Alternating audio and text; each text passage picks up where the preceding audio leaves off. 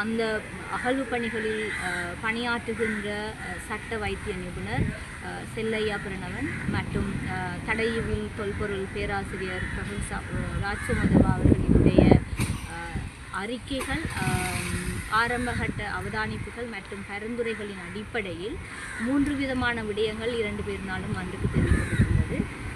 அதில் முதலாவது வந்து அந்த குறிக்கப்பட்ட அகழ்வு பணி இடம்பெறுகின்ற இடத்துல 1.6 அடி அளவிலேயே மனித எலும்பு எச்சங்கள் வந்து அடையாளப்படுத்தக்கூடியதாக இருக்கின்ற சாத்தியப்பாடான நிலைமை. மற்றது வந்து ஒரு குழப்பமான சூழல் அல்லது குழப்பமான வகையில் வந்து அந்த குறித்த மனித எலும்புக்கூடுகள் வந்து புதைக்கப்பட்டிருக்கின்ற ஒரு நிலையை அவதானிக்கக்கூடியதாகவும், ஆடைகளோ அல்லது தனிப்பட்ட அடிப்படையிலான அணிகலன்களோ வந்து குறித்த அடையாளம் காணப்பட்ட எலும்பு துண்டில் காணப்படாத ஒரு சூழலை பார்த்து இது வந்து ஒரு சட்டவிரோதமான அல்லது இரகசியமான புதைகுழியான ஒரு இடமாக பயன்படுத்தலாம் என்ற ஒரு சந்தேகம் உருவாக்கப்பட்டிருக்கிறது. இப்பொழுது அகழ்வு செய்யப்பட்ட அடையாளம் காணப்பட்டதில் மொத்தமாக 17 மனித எலும்புக்கூடுகள் பகுதி அளவிலும் முழுமையாகவும் அடையாளம் காணப்பட்டது. 5 மனித எலும்பு தொகுதிகள் வந்து அகழ்ந்து எடுக்கப்பட்டிருக்கிறது புதைகுழியிலிருந்து.